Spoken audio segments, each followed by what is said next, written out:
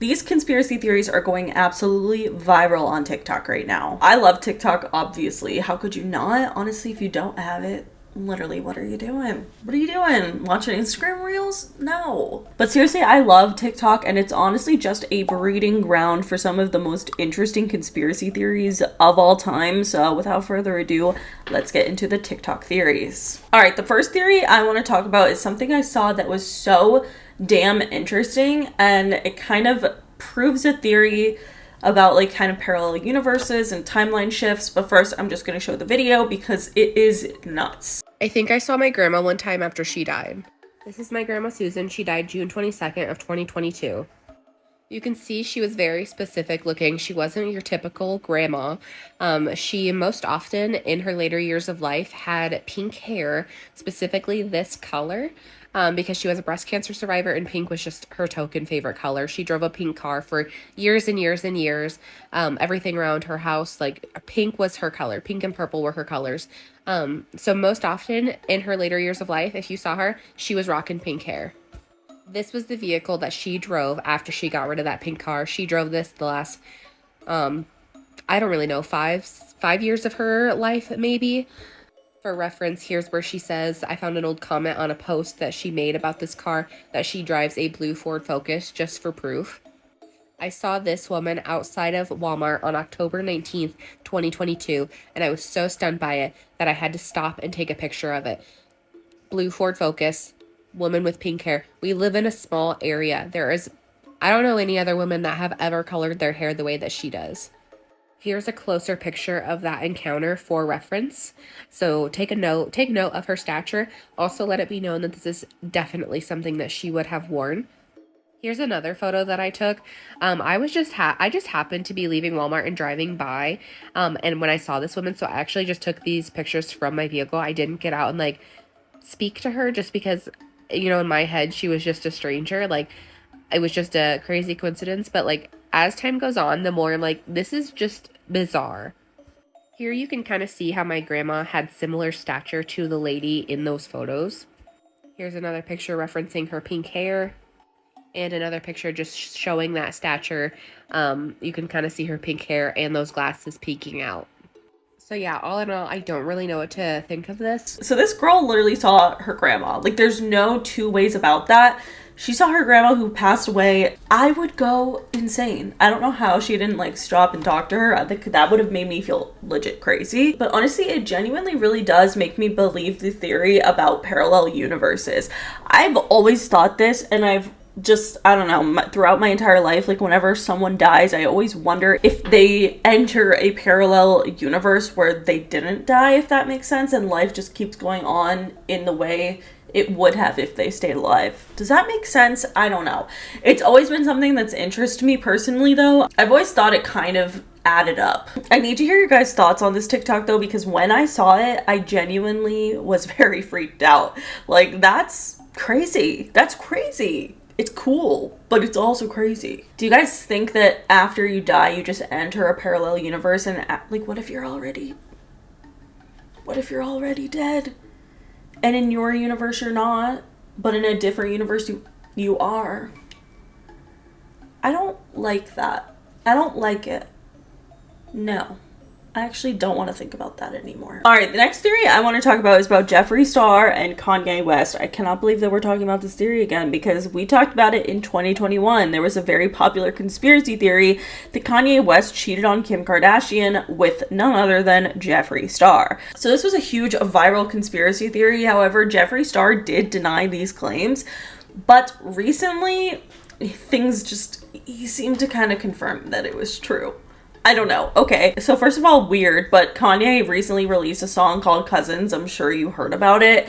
It's basically how he detailed having like a sexual relationship with his cousin as a child. It's very dark and twisted, but he tweeted saying, quote, "This song is called Cousins, about my cousin that's locked in jail for life for killing a pregnant lady.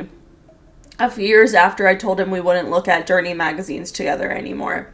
Perhaps in my self-centered mess, I felt it was my fault that I showed him these dirty magazines when he was sick, and we then acted out what we saw. My dad had Playboy magazines, but the magazines I found on top of my mom's closet were different.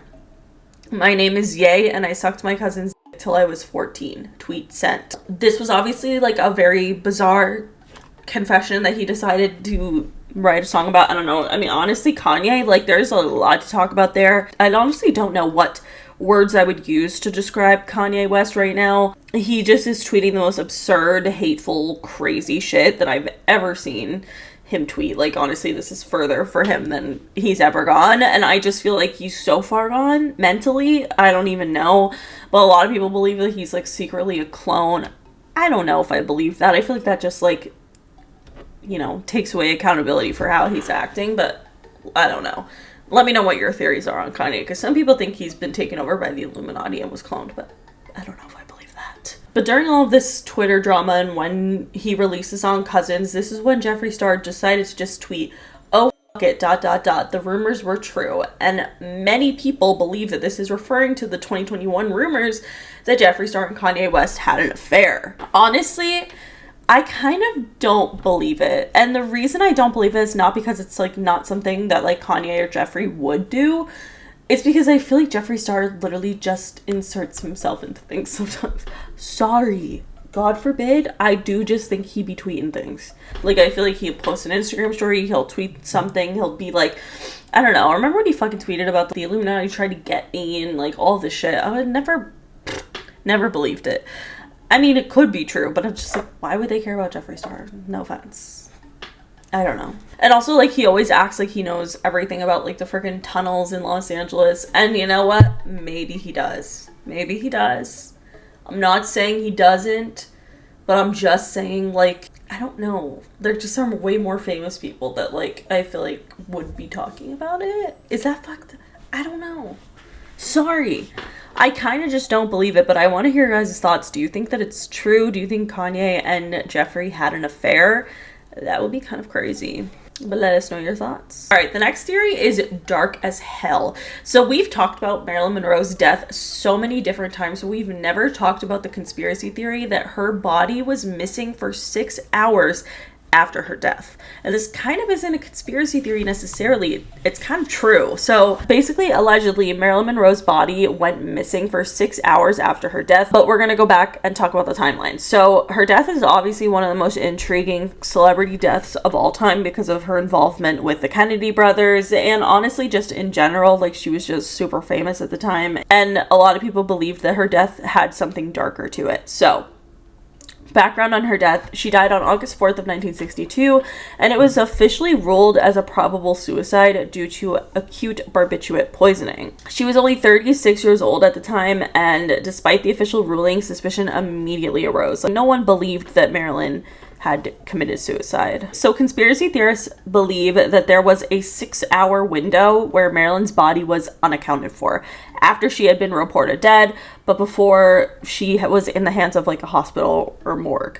And I think that this is a very interesting concept, because I think a lot of people's minds went to like obviously disgusting, like nefarious things going on. But a lot of other people think that it could have been more of a removal of evidence situation, which I think is interesting. So obviously Marilyn was romantically involved with both John F. Kennedy and Robert Kennedy, okay, Elena Gilbert. But according to conspiracy theorists, over the last freaking 50 years, people genuinely believe that Marilyn was killed because of her involvement with the Kennedys and because she knew too much. And I have to agree, I've always thought this as well. So people think that maybe her body went missing for all of these hours so that they could manipulate the original death scene. And I think this kind of makes a lot of sense, because theoretically, if she were, you know, murdered, there would probably be some sort of evidence of foul play involved in the death scene, but obviously that didn't end up being reported. So it's theorized that when Marilyn went missing for these 6 hours is because they were sanitizing, removing evidence, and staging circumstances to make it look like a suicide. Other people think that like the autopsy people were involved here and being paid off to and that's the reason that her body was briefly missing, was because they were secretly examining her body to ensure findings wouldn't come to light, like drugs that she never ingested, or signs of like forced injection of any kind, or evidence of any physical altercations. And there's a lot of key witnesses here who fueled this theory. For one, Jack Clemens, the LAPD officer who was first on the scene, claimed years later that when he arrived, the scene appeared staged. The bed sheets were suspiciously clean, and there was also a lack of visible vomit or residue, which would have been associated with a barbiturate overdose. Another person named Lionel Grandison was a coroner office employee, and he later claimed that Marilyn's body showed clear signs of injection, but he was pressured to keep silent. His testimony is controversial and uncorroborated, but again, adds fuel to the fire of this whole mystery. Alan Abbott, who was one of the funeral directors involved with Marilyn Monroe's embalming, claimed publicly decades later that her body showed bruises consistent with violence or physical struggle, implying something more sinister. And again, I just think Marilyn's connection to the Kennedys and such a high up person in the United States government, literally the fucking president, I just think it makes so much sense that there could have been something very suspicious here happening, and it's so strange to me that no one really talks about these claims from funeral directors and people who were on the scene of the crime. I want to hear your guys' thoughts on this theory because, again, we've talked about Marilyn Monroe and her death a lot. It's obviously heavily speculated, but again, I've never talked about this 6-hour discrepancy here, and honestly, it kind of adds up because her time of death is like super early in the, like, I think it's like 3 a.m. or something, but it doesn't really make quite a lot of sense because there were claims of like her PR manager was getting news that Marilyn was dead at 10:30 p.m. at the Hollywood Bowl that night. So honestly, the whole thing is kind of murky. There's a lot of details here that just don't quite add up the way that they should, but I want to hear what you guys think. All right, the next theory is crazy. It's about genetic memory, and it is such an interesting theory. And honestly, the way this girl explains this story that happened to her is legit wild. Like, I don't even just watch. I booked a flight when I was drunk, honestly, and I woke up and I was like, I guess I'm going to England in 2 days. Fun.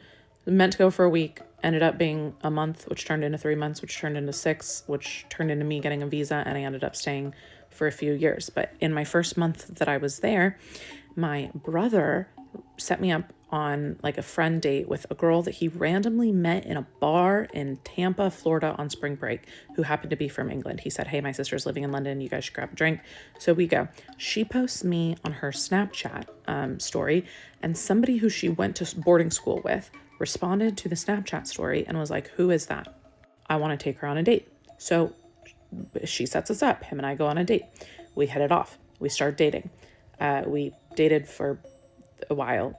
Loved this guy. Thought I was going to marry him. Anyway, I end up moving out of London and into his countryside place in England, which is in a tiny, tiny little village in the middle of nowhere. When I say in the middle of nowhere, I really mean like there's nothing around for 500 acres, dirt roads, very English countryside. And for about a year, the first year that I was living there, I said over and over and over again, I was like, I have ties to this land, or there's something about the energy here, or, you know, maybe like did a bunch of people die here? What happened here? There's something going on, like it's haunted or something, and I'm not like this. And I would tell this to my family, and my family would laugh because they're like, you've never been like this. Where is this coming from? The original house on the property is 700 years old, and it was like one of the original houses in the town. This teeny tiny little village in the countryside in England. Meanwhile, my mom gets really into tracking our ancestry and is working on my dad's side, the Warwick side of our family. She tracks it down to my dad's side of the family being from this teeny tiny little village in England that I was living in. It gets crazier. My ancestors weren't only from the same place that I was living in. No. They built the house 700 years ago. There's the original dining room in that house. So I have literally dined in that 700-year-old dining room that my ancestors dined in. Having grown up in California with no current ties to England, and I always said to my family, like, being there, I said, you know, nothing has ever felt like, I've never felt so at home. It's weird. I have this connection to this place and I don't get it. And everyone thought I was nuts. And I would always ask, like, did something bad happen here? It feels haunted, but not in a bad way. And I always said not in a bad way. And I really am not like this. And so I would always joke like, oh, there's ghosts around here, but don't worry, they're friendly. They're friendly. And my boyfriend at the time, his dad would always laugh at it and was like, oh no, the gardens of the place were built by like prisoners of war. And there's a lot of history to the house. So we would talk about that. And I'm like, you know, maybe that's what it is. And then we find out that this was literally my family's home 700 years ago.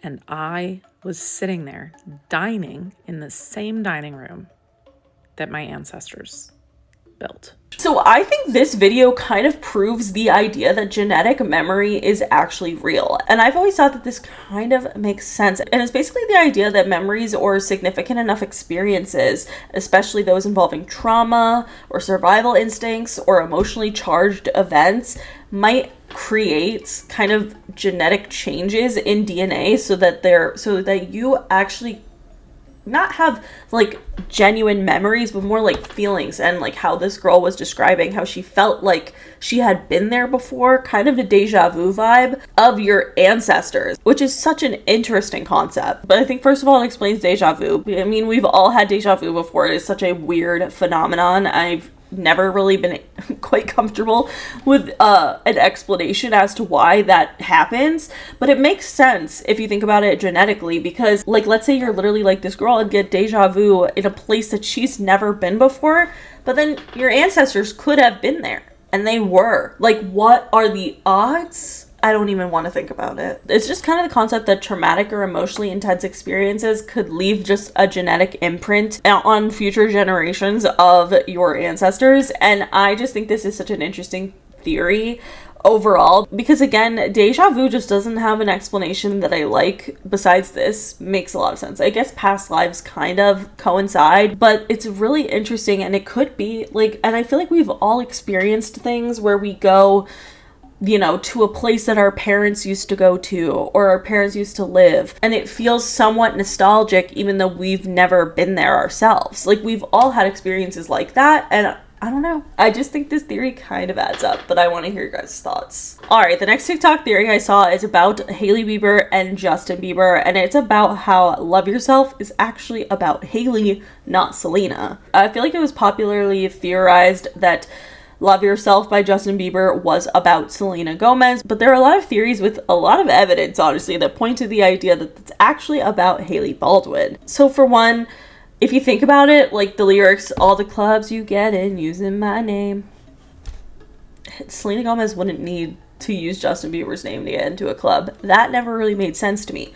But Hailey Bieber, well, Hailey Baldwin, kind of makes sense. And Justin also says, my mama don't like you and she likes everyone.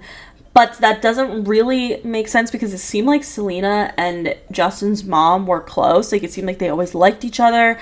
But what's crazy, and I had never heard of this before, is that after Justin and Hailey got engaged, I guess his mom removed Justin from her Instagram bio. Like, I think she used to have, like, that she was Justin's mom. And then she also started liking a bunch of tweets that were just shading quick engagements, because obviously Justin and Hailey like got engaged 2 seconds after Selena and Justin broke up. So I just think, I don't know, that's kind of crazy. I don't know. Other people say that it's actually written mostly by Ed Sheeran. Honestly, the 3 people who wrote this track in general is pretty interesting because it's Justin Bieber, Benny Blanco, and Ed Sheeran. So I don't even know what to say about that, honestly. I want to hear your guys' thoughts though, because I thought this was such a funny theory and I kind of believe it, and it also kind of makes me like Love Yourself a little bit more, you know? Like, it would be like if I found out that I Don't Fuck With You by Big Sean was about someone that wasn't Naya Rivera. Like, I don't want that to be about Naya Rivera. Let me know what you guys think. Alright, the last TikTok I want to talk about is the theory that celebrities drastically change their appearance after being canceled in order to rebrand. Did you know that celebrities will change their appearance purposefully to deceive you and manipulate you? A lot of celebrities lately have been drastically changing their physical appearance, and I don't think all of them are 100% authentic. There's actually a psychological phenomenon that describes why a celebrity would do this, so let's discuss. The first example that you should not fall for is David Dobrik. Be wary of this known sociopath. Have you wondered why his major return to YouTube after years of being away was in the form of a bodybuilding transformation? I think David Dobrik knew there was nothing left for him to say or do that would change public opinion on his past terrible behavior. Like almost unaliving one of his best friends for views, or the fact that he was an accomplice to the essay of a college girl for views. He instead had to desperately turn to the identity reconstruction theory, which insists that some celebrities, either consciously or subconsciously, will try to create distance from their past selves, crimes, or career scandals by changing a lot of things about them, including a drastic physical change. Choosing a fitness journey for him was smart because him and his trainer put out a documentary about how the mental change he went through in this transformation was even bigger. And it's not a coincidence. His caption back on Instagram was, "There's a new me, new year, new me, you guys." He was hoping this would influence you to also think he had a change in morality, but he did not. Another example could be Blac Chyna drastically removing a lot of her plastic surgery, like her BBL, breast implants, her fillers. And this is right after the scandal of a very tumultuous year of trying to sue the Kardashians for $200 million and the whole drama with Rob Kardashian, along with some very insidious rumors last year. It does make you question if celebrities change their appearance after scandal, and she even made it a spectacle. She documented the whole thing, posting it all, but was this to make her feel brand new to herself or make you think she was brand new for the next step of her career, where she launched a lot of products, became a businesswoman, and her old identity may not have had your trust as much, and she needed to get it back somehow. Of course, Ariana Grande is probably the person who gets this the most. A lot of people will call out her constant changes and be like, oh my God, she's deceitful. She's trying to manipulate you, has a new identity every week. A lot of people say she's trying to create distance from her past self and accusations of appropriation, or is she trying to manage people's interpretation of her now? Like the casting director of Wicked, she even said she was worried they wouldn't want her if she was Ariana, so people think that's where her change now to this came from. Where in the past she'd say, wait, did she look like this because trap was popular? Or did she look another certain way because K-pop was popular? I think one thing about Ariana is she's not trying to deny these past versions of her didn't happen, and she's tried to explain them and apologize for them and say Wicked has brought her to a homecoming of who she truly is. I guess the point of this video is, which celebrity drastic physical changes do you think is authentic and do you think is not authentic? The reason that I thought this one was interesting, and I know I'm biased about Ariana Grande, so I'm just like, ugh, and she does change her look up a lot. But the one that got me so good is David Dobrik, because first of all, why does he look like that? Second of all, I just think it adds up so perfectly. Honestly, I just do believe this theory 100%, and it works. It honestly works for a lot of people. They will come back with a rebrand and basically forget anything bad that the person ever did. And honestly, kind of nuts. Kind of nuts. I want to know your guys' thoughts on this theory though, because it tripped me out, but let me know. Anyway, that is it for today's video. If you guys liked it, please give it a big thumbs up. Let me know in the comments below what you guys think of these different TikTok theories. That is it. Make sure you follow me on Twitter, TikTok, and Instagram, and subscribe for new videos every week, and I'll see you guys later. Bye.